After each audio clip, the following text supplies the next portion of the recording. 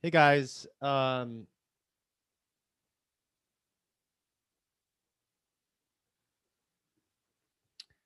everyone.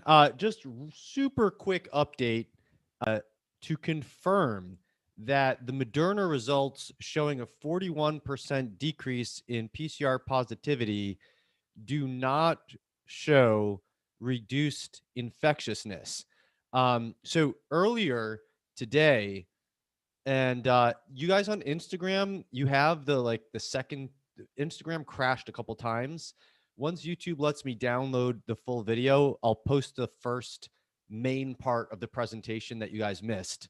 But anyway, so earlier in the day, I showed you this paper correlating different cycle thresholds um, of PCR testing with infectivity.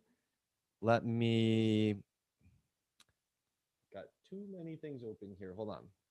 So,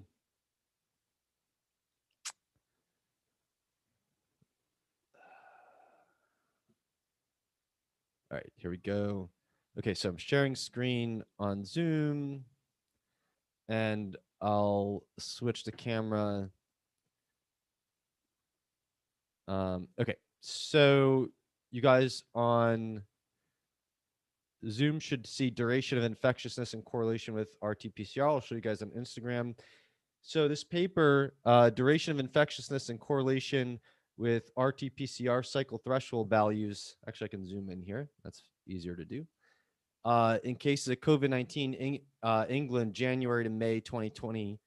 If we just scroll down to this graph here, we can see that,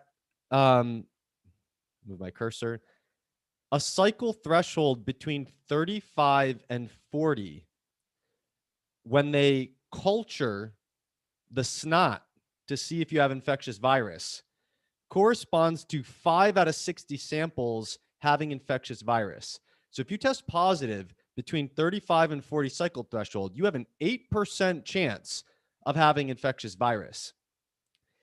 And meanwhile, if you want to actually test whether someone has infectious virus, you must use a cycle threshold below 25.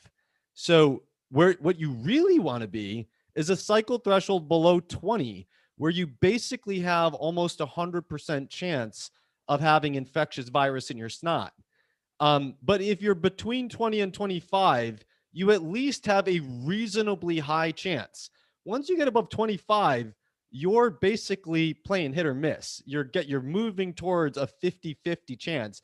And again, if you're between 35 and 40, you have almost no chance of having infectious virus in your snot. And so, what's the big finding? Well, the big finding is that the Moderna trial provides the most compelling evidence out of anywhere that you reduce PCR positivity with the vaccine, because, and it's modest. So they showed a 41% reduction PCR positivity with the vaccine. And I'm only showing you this video because earlier I said I couldn't figure out what their cycle thresholds were, because they nowhere in their entire protocol, their 400-ish page protocol, or their papers, do they, or at least the peer-reviewed papers of the main trial results, do they say what their PCR test was using for a threshold. But the corresponding author just replied to my email and has confirmed that the cycle threshold cutoff for a positive test is 38. So 38 is between 35 and 40. I'll stop sharing on the YouTube. So 38 is between 35 and 40, at which point you have an 8% chance of having infectious virus in your snot because of that positive test, and a 92% chance of having no infectious virus in your snot. So Moderna showed that you have a 41% reduced chance of having a BS positive test result that means absolutely nothing about your risk of spreading disease.